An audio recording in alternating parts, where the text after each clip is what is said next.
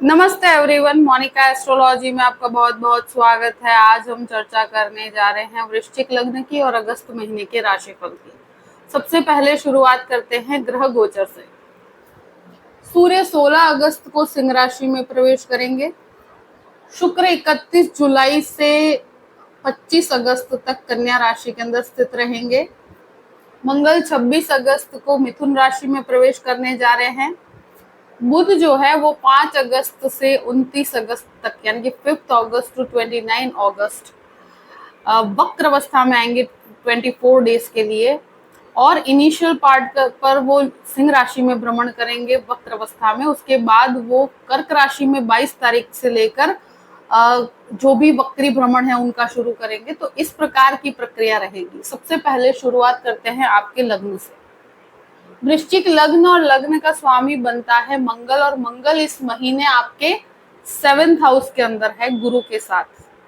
लग्न के ऊपर गुरु का और मंगल का दृष्टि संबंध बना हुआ है, और मुझे लगता है जहां पर मंगल भी अपने खुद के घर को भी देखते हैं, गुरु एक तरह से लग्न को देख रहे हैं, तो ये परिस्थिति की वजह से आत्मविश्वास बहुत ही अच्छा रहेगा, कॉन्फिडेंस बहुत अच्छा रहेगा।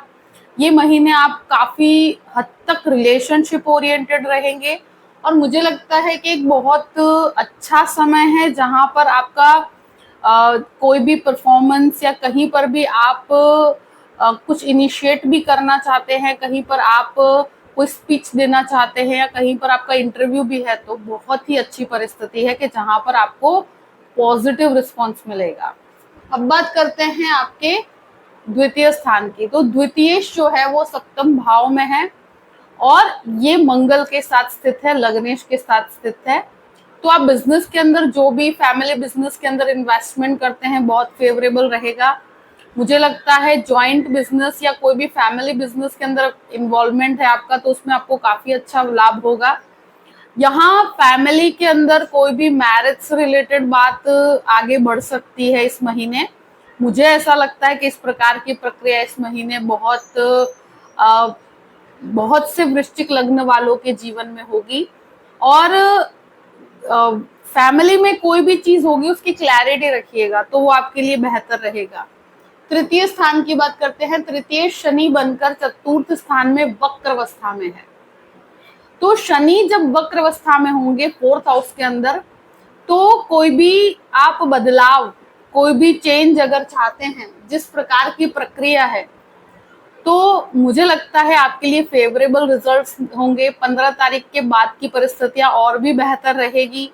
कोई नए कार्य की शुरुआत करना चाहते हैं तो भी 15 तारीख के बाद कीजिएगा। जो भी रुके हुए कार्य है वो आपके संपन्न होंगे। अब बात करते हैं चतुर्थ भाव की। चतुर्थ भाव में शनि वक्र अवस्था में है।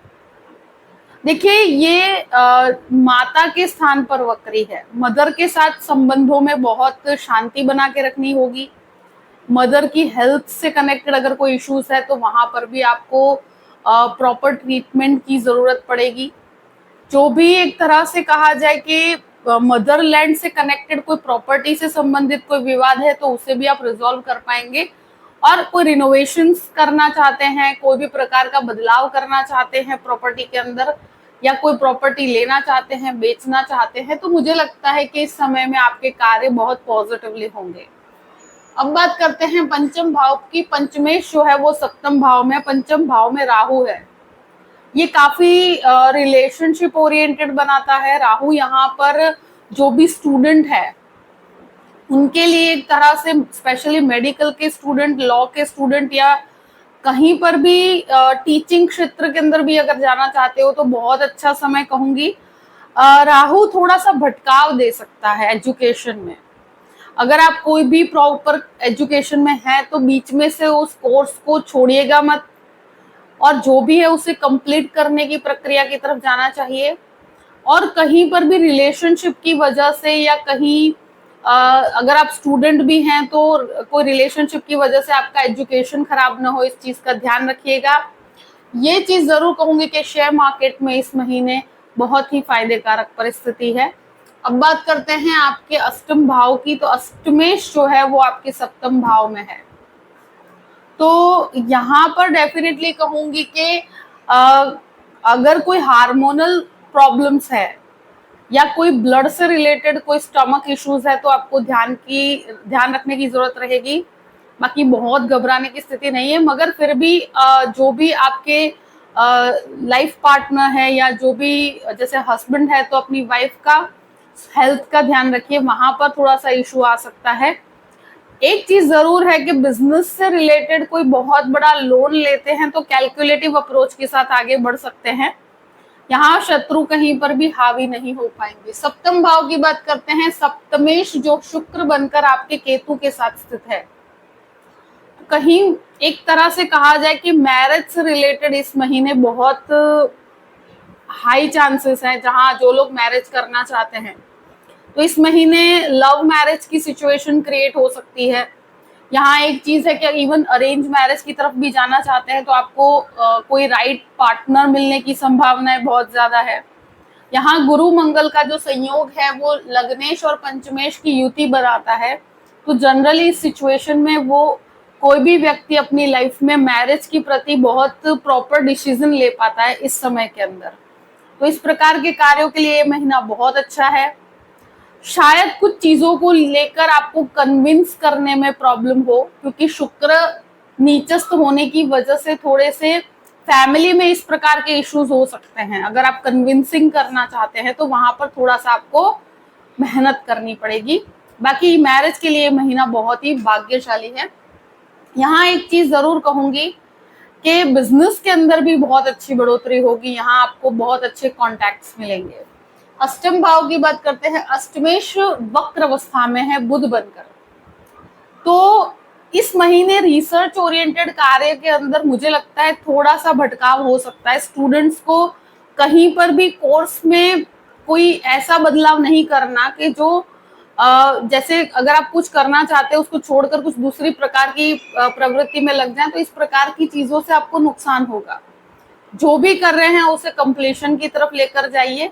बुध यहाँ पर वक्री होने की वजह से कभी कभी भटकाव दे सकते हैं। अब बात करते हैं नवम भाव की। देखिए नवम भाव में सूर्य रहेंगे और सूर्य यहाँ पर 15 तारीख तक ही हैं। ये एक तरह से आपके कार्य क्षेत्र में भाग्य का डेफिनेटली सपोर्ट आपको प्राप्त होगा। बुध का वक्री भ्रमण जो है 22 तारीख के बाद नवम भाव में होगा, जो स्पिरिचुअल एक्टिविटीज के लिए बहुत अच्छा है। मास्टर लेवल का अगर कोई कोर्स करना चाहते हैं तो उसमें थोड़ी सी मुझे लगता है डीलेज नजर आते हैं। दशम भाव की बात करते हैं। दशम भाव में सूर्य आएंगे। सबसे इंपॉर्टेंट चीज ये है कि दशमेश दशम भाव में आएंगे 15 तारीख के बाद। तो 16 तारीख से मुझे लगता है कि दशम भाव बहुत स्ट्रांग बनता है। अगर आपका कोई भी प्रकार का एक तरह से प्रमोशन अटका हुआ है तो प्रमोशन आगे बढ़ेगा। सुपीरियर्स के साथ आपके कॉन्टैक्ट्स बहुत अच्छे होंगे। अगर आप खुद का कोई कार्य शुरू करना चाहते हैं तो 15 तारीख के बाद का समय बहुत ही भाग्यशाली है। मंगल का भी दृष्टि संबंध यहाँ से जुड़ा हुआ है तो काफी एनर्जेटिक रहेगा। और मुझे लगता है कि वाणी पे थोड़ा संयम रखिएगा जब भी आप सुपीरियर्स के साथ बात करते हो या कोई बहुत ही हायर अथॉरिटीज के साथ आपकी कोई मीटिंग है तो वहां अपनी वाणी को, डॉक्यूमेंटेशन को, आपका कोई भी मतलब चीजें हैं उसको बहुत प्रिसाइज रखिएगा। 2 से 3 बार चेक कर लीजिएगा, वो आपके लिए बेहतर रहेगा। 11th हाउस की बात करते हैं। देखिए 11th हाउस का जो लॉर्ड है बुध है, वक्री है, मगर लाभेश बनकर वक्री है, तो रुके हुए जो भी लाभ है वो आपको प्राप्त होंगे। शुक्र केतु यहाँ पर जो स्थित है, शुक्र नीचस्थ है, तो ये पब्लिकली आपके जो कॉन्टैक्ट्स होते हैं उसमें एक तरह से आप कोशिश करेंगे कि आपके कॉन्टैक्ट्स कहीं बने, मगर वो कहीं कहीं चीजों में बाधा डालते हैं। और शुक्र नीचस्थ होने की वजह से मुझे ऐसा लगता है कि कुछ डिलेज हो सकते हैं। जहां आपके फॉरेन से रिलेटेड कोई कार्य जो रुके हुए हैं वहां डॉक्यूमेंटेशन की वजह से चीजें डिले हो सकती है। शुक्र और केतु यहाँ पर स्थित हैं जो मुझे लगता है कि बड़े भाई बहनों के साथ थोड़े से संबंधों में विवाद हो सकते हैं। 12th हाउस की बात करते हैं। 12th लॉर्ड शुक्र है और वो आपके 11th हाउस में केतु के साथ है। वक्री बुध की परिस्थिति जो चल रही है उसको देखते हुए, क्योंकि बुध जो है वो आपके 11th हाउस के लॉर्ड है, उसी में शुक्र बैठे हैं, तो यहाँ अगर कोर्ट कचहरी से कनेक्टेड कोई चीज है तो उसमें कुछ एक्सपेंस हो सकता है जो जिसको कहते हैं ना कि जो एक्सपेंडिचर यूजलेस है। अगर फॉरेन लैंड से कनेक्टेड चीजें हैं तो वहां मुझे लगता है कि कुछ डिलेज होंगे।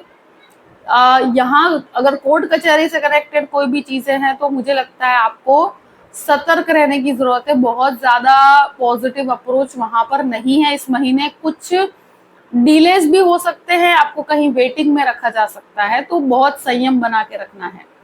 बाकी करियर रिलेटेड चीजों में बहुत पॉजिटिव है। पर्सनल रिलेशनशिप में भी आप काफी मतलब ये महीना मोस्ट ऑफ द टाइम आपका रिलेशनशिप के ऊपर ही ध्यान रहेगा, ये चीज डेफिनेटली रहेगी। जो भी परिस्थिति है मैंने आपके सामने रख दी है। आई होप कि ये वीडियो आपको पसंद आया होगा। पसंद आए तो लाइक भी कीजिएगा और सब्सक्राइब भी कीजिएगा। Thank you so much. जय